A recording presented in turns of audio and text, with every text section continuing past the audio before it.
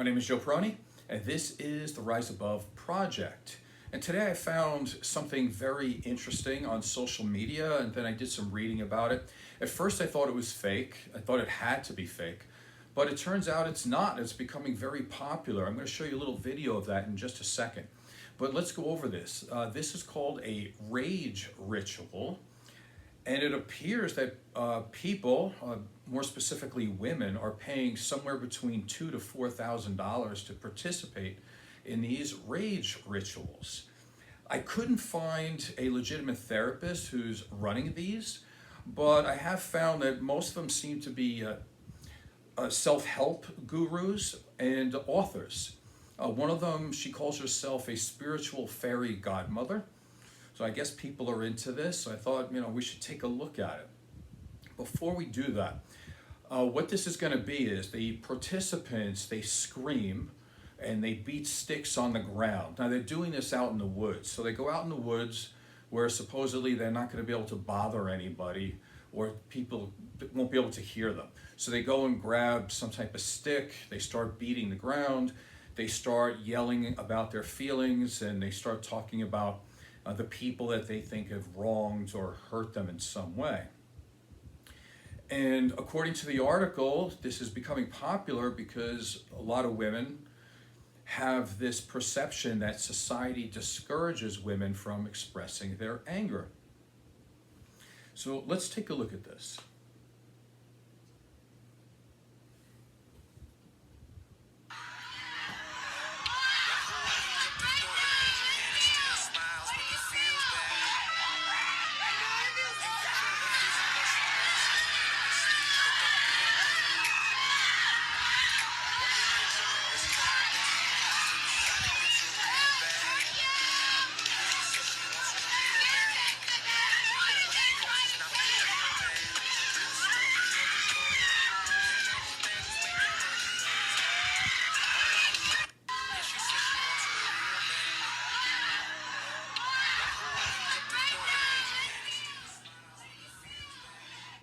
Okay, there's only so much of that I can take.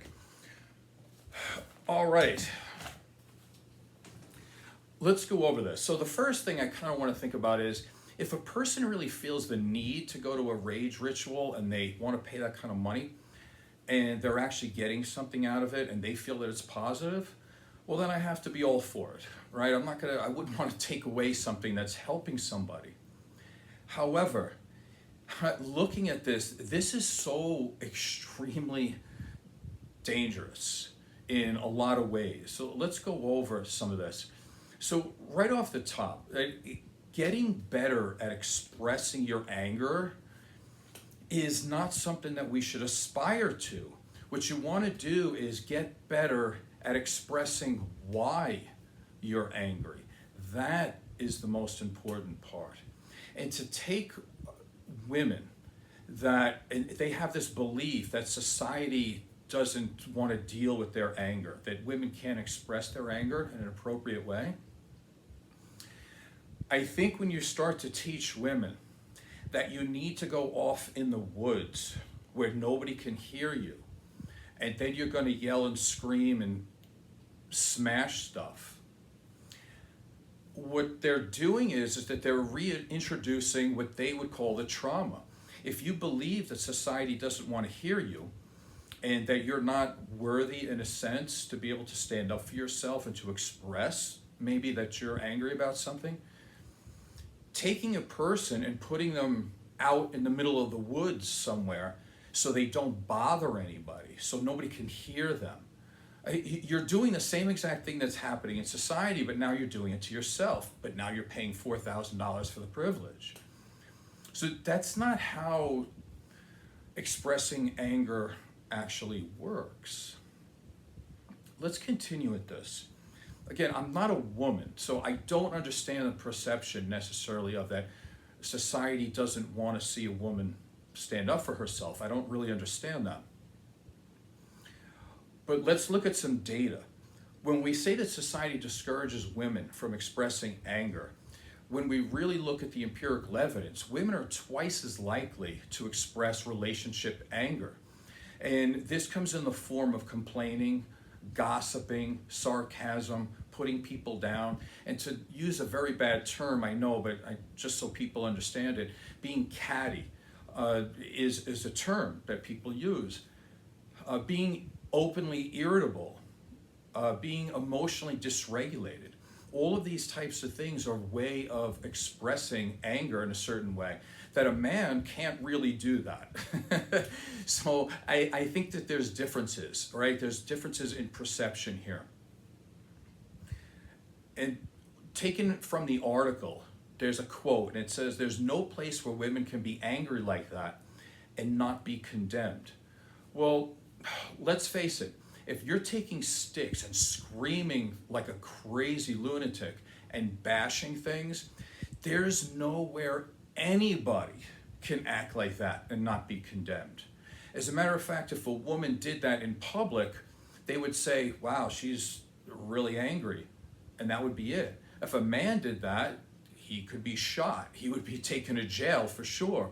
So again, that's perception, and perception in the individual is their reality, so you have to understand that. But perception doesn't mean that it's a fact in any way, shape, or form. Here's something. If you want to try to get out some of the physiology of the anger, right, that pent up energy, you don't have to spend $4,000 to go beat a stick against the ground. You can join a gym, lift some weights. You can go do CrossFit. You can do martial arts. You can do yard work. You can do construction if you want. And this would be able to, in a much better way to get out anger, because it's also productive. You're not out in the middle of nowhere just beating a stick against the ground.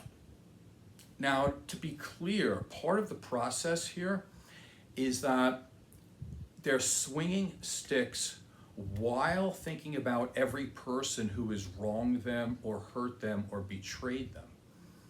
So again, that's a perception of this person wronged me, this person hurt me, this person betrayed me. So I'm going to take a stick and think about that person. Now that's where the danger is, right? Like if you go to the gym, you just work out to get out your frustrations, or you do something that's productive, that's fine. But if you're literally taking out physical aggression while thinking about a human being, let's be honest, a lot of this are women that are angry at their husbands and kids. This is not a good thing. I can tell you this as a therapist. Every single person in jail that I've ever talked to, they also believe that they were wronged, betrayed, and disrespected or hurt by somebody. But the thing is that they didn't take responsibility for their actions, and they did not act in a responsible manner in order to deal with this. So that's number one. So we're not actually teaching someone to act appropriately when they're angry. The other thing that's really important to note here is that what if somebody has low self-esteem, which I can't say for sure, but when you look at a video like that, you would just assume that most of them in that video have low self-esteem. And if that's true, what type of effect does that have in their social connections or how they connect to the world? Well, one of the things that we know is that if you have low self-esteem, typically you're going to think that you are wronged more often than somebody else. You're going to think you're betrayed more often than other people. You're going to feel disrespected. You're going to feel hurt. You're going to feel offended much more than a person who has a good level of self-esteem. So what are we really looking at here? If you take a bunch of people that have low self-esteem and they're angry at the world, now we're going to teach them to beat things up when they feel a certain way. None of this is conducive to actually helping a person in the long run. Let's look at it like this. If you want a person to handle their drinking better, you don't have them get drunk on a regular basis, right? It doesn't make sense for someone with a drinking problem to drink more to solve that problem.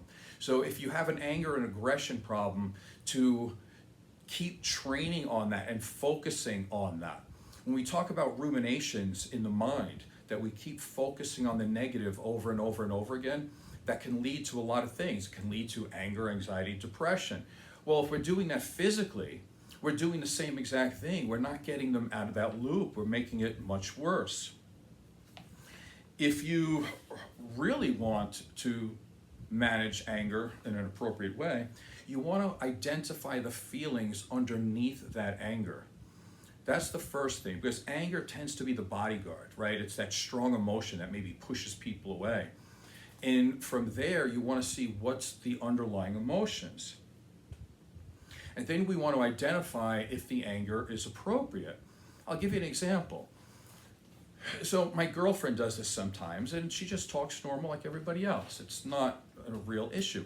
She'll notice somebody and she'll say, wow, that guy's really tall, you know? Now, that's just normal language. That's an observation. Nothing wrong with that. Now, when I was a very young person, a lot less mature, with lower self-esteem, I'm 5'6". So if I'm with a woman and she mentions that she's noticing that, or at least noticing enough that a guy's tall to mention it, I would be angry inside. So is it appropriate for me to go and beat a stick against the ground because she noticed somebody's tall? No. What would happen here is that you want to look at the feeling underneath and say, well, I do notice that women notice guys that are tall, and that seems to be a good attribute to have. What makes me angry about that? Well, what makes me angry is that you can't change it, right? I can change the size of my muscles, I could change my education, I could do a lot of things, but I can't change my height. So the anger there would be a little bit of frustration that that's not something that I can improve. And so you look at it and say, well, is it appropriate to be angry? No, it's not, because there's nothing you can change. So therefore, what do I say to my girlfriend when she mentions a guy's tall? Nothing. Other than, yes, he is. That's the appropriate way, because anger, just because you're angry, doesn't mean you're right. You have to check to see if it's valid anger or not. Now, let's say, for example, that you're angry and it is appropriate for you to be angry. Well, we don't want to train you to become physically violent at that point. What you want to do is to be able to have a direct communication of why you're angry, assuming that it's appropriate. Let's say you are at a restaurant and you pay for a meal, and what comes back is not the meal that you ordered and you've already paid. You can say that. I ordered the steak, you gave me a hamburger, I paid you $50 for a hamburger. You know, I need you to make this right. That's all you do. You don't slam the plates on the ground. You don't yell at the waitress. There's ways to handle this. So when we talk about, like, this is a rage ritual, you really have to look to see if this is the appropriate way to move on. Now, let's look at some empirical evidence, because what this is, we're looking at catharsis theory.